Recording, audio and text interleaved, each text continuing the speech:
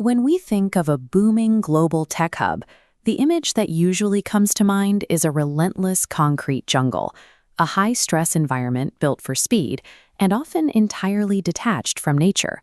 Bengaluru fits the economic profile perfectly. As the IT capital of India, it stands as one of the top 5 startup ecosystems on the planet. The sheer volume of this growth is difficult to visualize. The city currently hosts over 12,000 tech companies, including more than 50 unicorn startups valued at over $1 billion each. This density makes it one of Asia's fastest-growing cities. But that rapid expansion brings visible urban struggles, most notably the intense traffic congestion that defines its major transit arteries. So how does an economic powerhouse manage the weight of this expansion, while defying the typical concrete jungle trajectory to maintain a deep connection to its natural and historical soul? The physical foundation of this modernization relies on sprawling tech parks. These campuses host multinational corporations and drive a massive portion of India's IT exports. These spaces are fueled by the city's reputation as a premier learning hub, creating a continuous pipeline that draws students and ambitious talent from every corner of the country. To keep that growing talent pool moving without the city collapsing, Bengaluru has invested in massive transit infrastructure, specifically the Nama Metro. The network is extensive. It is the second longest active transit system in the country, and it was the very first underground metro in South India.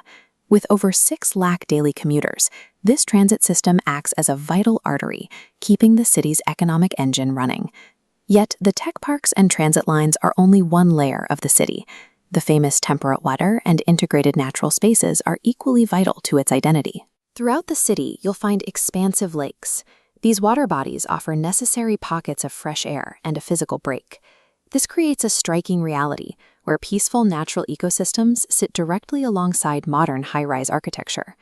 This connection to nature becomes even more pronounced from February to April, when a seasonal shift visibly softens the hard edges of the metropolis. The streets undergo a vibrant transformation as pink flowers burst into full bloom, layering bright, natural color over the pavement. Woven directly into the city layout, these environments serve as essential psychological breathing room, preventing the density of a megacity from feeling oppressive. Alongside the flora, there is a final pillar supporting Bengaluru's identity, a deeply rooted cultural and spiritual heritage that holds its ground despite constant disruption. Scattered throughout the modern grid are countless historic temples. They offer residents deliberate, quiet spaces to pause and reflect. The historic Bull Temple is a prime example of this, where centuries-old traditions remain entirely untouched by the rapid development outside. You also see tradition adapting to modern aesthetics. Places like the Grand ISKCON Temple blend impressive architectural scale with an atmosphere of spiritual calm. And massive open-air installations, like the Adiyogi statue, provide profound spaces where people can retreat to find a sense of peace.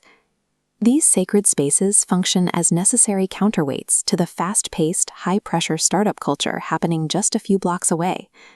When you look at these opposing worlds side by side, you realize the magic of this place isn't found in choosing between technology and tradition. It is found in the intersection of the two. The people building the next generation of tech startups are the same residents walking under those pink blooms on their way home. This dynamic makes Bengaluru a significant case study in urban development. It serves as a laboratory for how a massive city can manage the friction between aggressive economic expansion and the human need for quietude. The skyline and the canopy exist in the same frame, illustrating that innovation can coexist with the natural and sacred spaces, making a city livable.